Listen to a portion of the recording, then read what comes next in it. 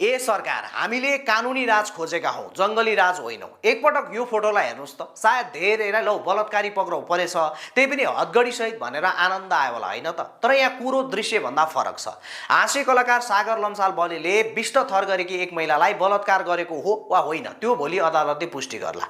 यदि बलेले ती महिलाको बिरामीको फाइदा उठाउँदै साँच्चै बलात्कार गरेकै रहेछ भने हदगढी र जेल मात्रै होइन, कानुन नै संशोधन गरेर भए पनि फाँसीकै सजाय हुनुपर्छ, यसमा हाम्रो दुई मत छैन। तर एकजना कसैले फेसबुकमा आएर दुईवटा स्ट्याटस लेखेकै भरमा बिना प्रमाण र बिना उजुरी यसरी मान्छेलाई हावाको तलमा पक्राउ गरेर हदगढी लगाउँदै सार्वजनिक गरिनु चाहिँ यो कस्तो खाले शासन हो। हामीलाई अझै पनि याद छ, कुनै बेला तत्कालीन सभामुख कृष्णबहादुर महरालाई यस्तै बलात्कारको आरोप लाग्दै गर्दा र उनी विरुद्ध त उजुरी नै दर्ता भइसक्दा पनि प्रहरीले महरालाई हदगढी लगाएन।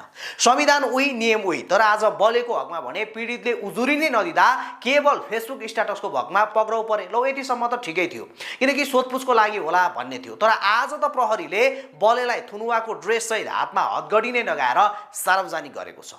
अझ अचम्म त के छ भने बलेमाथि आरोप लागेको छ बलात्कारको, तर उजुरी नपरेकोले गर्दा उनलाई अहिले अदालत नै नलगी जिल्ला प्रशासन कार्यालयबाटै अभद्र व्यवहार सम्बन्धीको कसुरमा 5 दिनको म्याद थप गरेर अनुसन्धान अगाडि बढाइएको छ।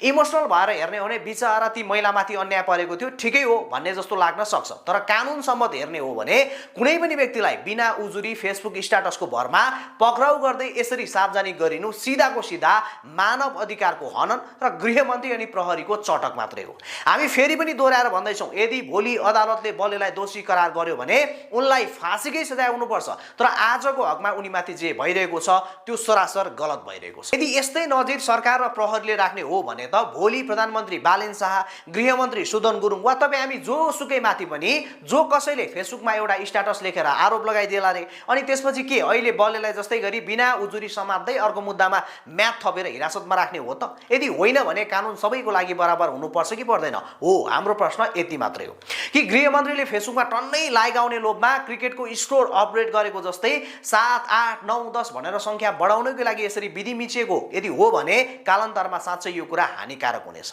खैर, हामीले आज भन्न खोजेको मूल कुरा के मात्रै हो भने सार्वजनिक रूपमा प्रश्न उठेपछि त्यसको छानबिन हुनुपर्छ, सरकारले बेलैमा एक्सन पनि लिनुपर्छ, तर सबै कुरा कानुन सम्मत हुनुपर्छ।